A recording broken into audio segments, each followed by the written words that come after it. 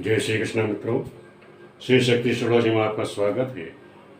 आज हम आपको एक कुंडली मिलान कैसे किया जाता है उसके बारे में बताऊंगा। क्योंकि आप लोग नक्षत्र मिलान तो कर देते हैं, दोनों पर लड़का लड़की के अपने नक्षत्र मिलाए, 27 गुण है, 28 गुण है, 18 गुण है, ये मिला के आप लोग फाइनल कर देते हैं कि शादी बन रही है नहीं बन रही। जबकि इस तरह से मिलान करना ये मजाक बना रखा है हम ज्योतिषियों ने।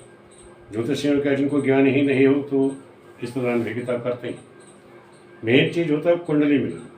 अष्टकूट मिलान से पहले जब तक आपको कुंडली मिलान नहीं आएगा, कुंडली में आप ग्रहों की स्थिति नहीं जानेंगे, ग्रह कैसे मिलाए जाते हैं, भाव कैसे देखे जाते हैं, जब तक इसका पूर्ण ज्ञान नहीं है तब तक जो भी करेंगे वो समझ लो गलत है, सही गलत जो भी निर्णय दे रहे हैं वो सब गलत दे रहे हैं। तो आज आपको हम ग्रह कुंडली में मिलाना कैसे है, ग्रह और भाव की स्थिति कैसे देखते हैं, इसकी पूरी जानकारी देंगे। यानी उदाहरण के द्वारा 2-3 कुंडलियों का आपको उदाहरण देंगे, उसके द्वारा हम आपको सिखाएंगे। पहले आप लोग जो है चैनल को सब्सक्राइब कर लीजिए, लाइक कर लीजिए, अपने साथ अपने मित्रों को जोड़िए। क्योंकि जो मैंने आपको उस दिन भी बताया था कि मैं जो भी पोस्टें लेके चल रहा हूँ वो जो आपके काम की चीज़ें हैं, आप लोग कैसे देखोगे, कैसे लोगों के बारे में बताओगे, कुंडली कैसे विश्लेषण करोगे, इसका ज्ञान होना आप लोगों को बहुत अनिवार्य है। तो मैं आपको कुंडली विश्लेषण करके बताता हूँ। आज 3 कुंडलियाँ वर कन्या की जैसे कुंडली मिलाते हैं तो 3 वर कन्याओं की कुंडली मैंने अलग अलग ले ली है। और इसमें मैं आपको बताऊँगा कि गुण ज़्यादा होने पर भी कैसे दिक्कतें आती हैं, कम गुण होने पर दाम्पत्य जीवन का सुखी रहा, क्यों रहा, वो मंगली हैं तो उसे किस तरह से देखोगे, तो ये सारी विवेचना में इन 3 कुंडलियों से आपको करूँगा। तो आप लोग इसको ध्यान रखें। तो कुंडली मिलान में, गुण मिलान में आप लोग क्या करते थे, सबसे पहले हम क्या करते हैं, नक्षत्र मिलान। सबसे पहली बात होती नक्षत्र मिलान, जो मैं आप लोगों को सिखा चुका हूँ। अष्टकूट कैसे मिलाते, अष्टकूट में आप गुण मिलाते थे तो वो गुण मिलान उसको कहते हैं नक्षत्र मिलान, उसी को नक्षत्र मेलापक कहते हैं। दूसरा होता है ग्रह विचार। ये कुंडली जो बनी है वर कन्या की, इसमें ग्रहों की स्थिति क्या है, कौन से ग्रह कहाँ बैठने चाहिए, कौन ग्रहों कैसा योग बन रहा है, उसके बारे में पूरी विवेचना भी करूँगा। उसके बाद फिर भाव विचार। भाव होते द्वादश भाव, आप लोग जानते हो कि दाम्पत्य जीवन के लिए सप्तम भाव, हाँ जी, पति पत्नी का आपस में संबंध कैसे है। फिर पंचम देखिए कि संतान का योग है नहीं है। फिर उनकी आर्थिक स्थिति देख लीजिए, उन बच्चों के दाम्पत्य जीवन में उनको आर्थिक दिक्कत तो नहीं आ रही है। और दूसरा है कि उनकी आयु का निर्णय। तो ये सारी चीज़ें द्वादश भाव है। फिर भाव विचार में वही द्वादश जो भाव है हमारे 12 के 12 भावों का विचार करना चाहिए।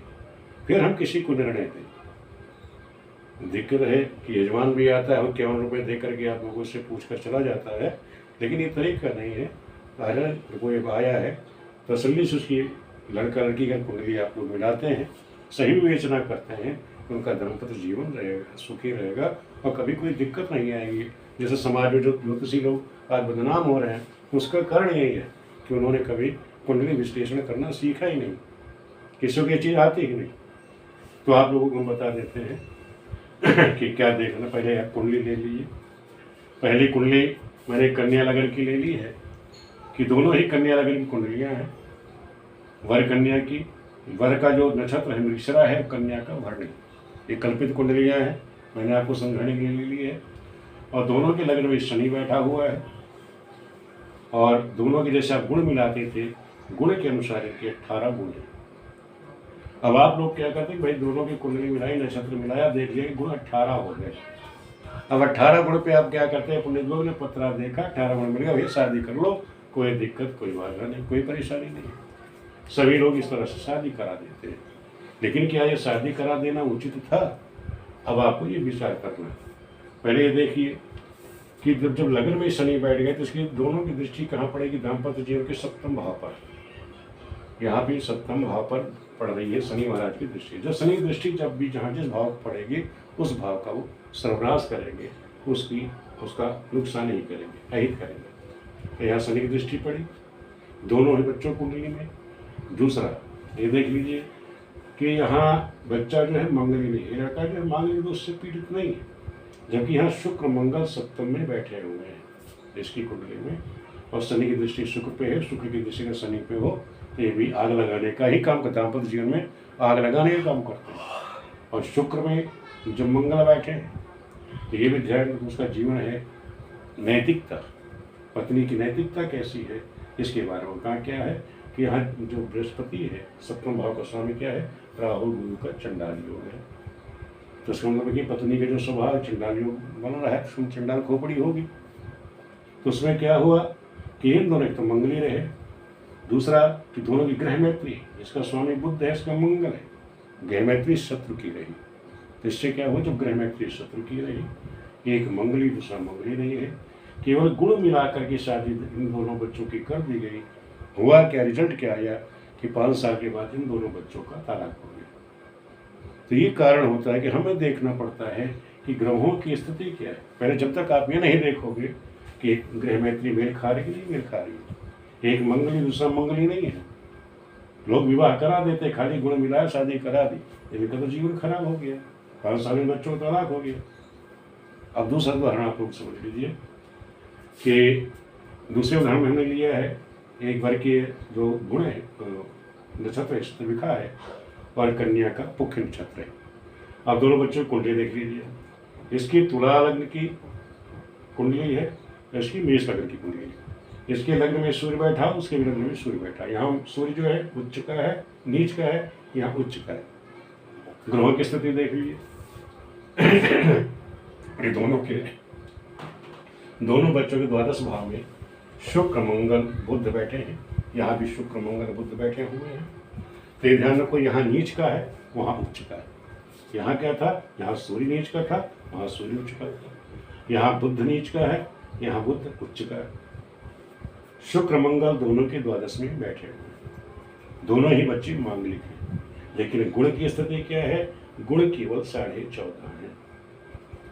अब इसमें अच्छाई क्या है, अब यहाँ गुण की वैल्यू नहीं है। अब यहाँ आपने कुंडली मिलाया, क्या देखा कि सूर्य की यहाँ उच्च दृष्टि, अपने दाम्पत्य जीवन पे यहाँ उच्च दृष्टि है, तो इसका दाम्पत्य जीवन अच्छा रहेगा बच्चे का।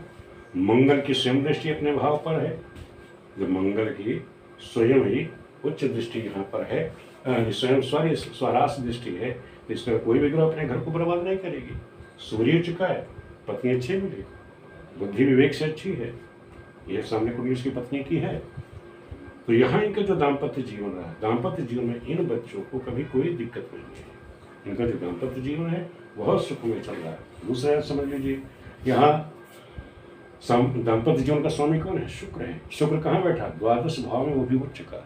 और द्वादश भाव में अगर शुक्र बैठा हो तो दाम्पत्य जीवन से यह सुख के लिए सर्वोत्तम होता है, बहुत अच्छा चलता है, अच्छा दाम्पत्य जीवन चलता है। तो यहाँ अभी भी देख समझ लीजिए कि ये जो है कि कन्या राशि का अपोजिट जो होता है, क्या होता है, मीन राशि, और मीन का अपोजिट यानी सप्तम तक क्या होगा, कन्या।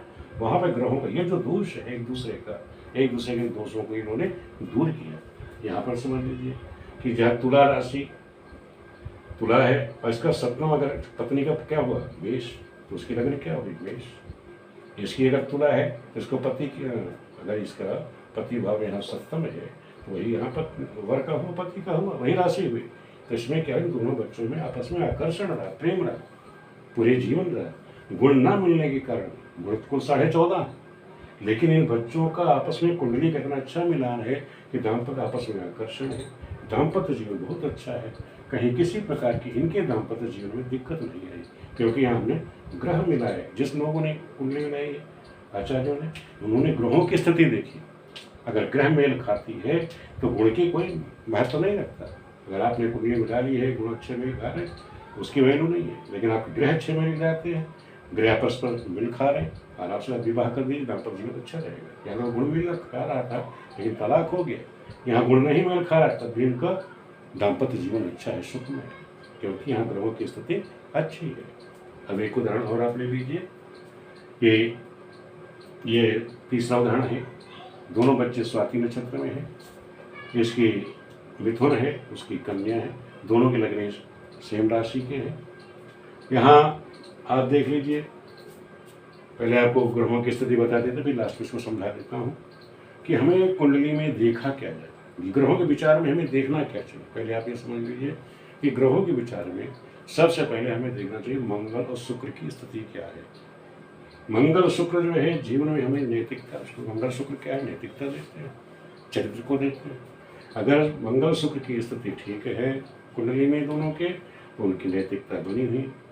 और अगर आकर्षण रहेगा, आकर्षण कैसे रहेगा, अब जैसे आप ये समझ लीजिए कि किसी कुंडली, जैसे यहाँ ये समसप्तक बना, यहाँ आकर्षण क्यों है आपस में, जैसे मंगल शुक्र यहाँ कन्या का था, तो इनकी दृष्टि कहाँ पड़ेगी, सीधे मीन राशि पे, और मीन वाले पे यहाँ सारी ग्रह इनकी कहाँ रहेगी, कन्या वाले पे, इसकी सारी दृष्टि कन्या पे, यहाँ एक दूसरी को समसप्तक दृष्टि सप्तम पड़ रही है, ये आकर्षण होता है। तो इस तरह से अगर योग बन रहे हैं बच्चों की कुंडली में आपस में, इनमें आकर्षण रहेगा।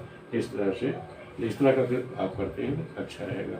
और कहीं मंगल शुक्र आप ध्यान दीजिए कि अगर लगन में दूसरे सप्तम अष्टम बैठ जाए तो उनका वो व्यभिचार में लिप्त हो जाते हैं। तो ये भी ध्यान रखिए कि अगर मंगल शुक्र लग्न में द्वितीय सप्तम या अष्टम बैठे हैं तो वो व्यभिचार की तरफ भी ले जाते हैं, तो इसका आप ध्यान रखिएगा। फिर मंगल और शनि, अब मंगल शनि की परस्पर दृष्टि हो तो दाम्पत्य जीवन को खराब भी कर देते हैं, इसका भी आप ध्यान रखिएगा। अगर किसी कुंडली में जैसे देख लीजिए मंगल शनि की दृष्टि हो, कहाँ हो, द्वितीय में लग्न से, जैसे यह है मंगल और शनि की दृष्टि, शनि की दृष्टि पड़ रही है मंगल पे, मंगल की दृष्टि शनि पे और शनि की दृष्टि मंगल पर है, लग्न में बैठा हुआ है, तो ये क्या करेगा, दाम्पत्य जीवन को ही बर्बाद कर देगा। जैसे इस कन्या का इसने दाम्पत्य जीवन खराब कर दिया, 5 साल में इसका तलाक हो गया। तो इसी का ध्यान रखो, अगर मंगल और शनि की हमें देखना है, अगर इनकी दृष्टि परस्पर पड़ रही है, चाहे वो दूसरे भाव से हो, लग्न से हो या अष्टम से हो, तो इस चीज़ का आप ध्यान रखेंगे। इस तरह की दृष्टि पड़ रही है वो दाम्पत्य जीवन को विघटन कर देगा, तलाक की स्थिति खड़ी कर देगा, तलाक करा देगा।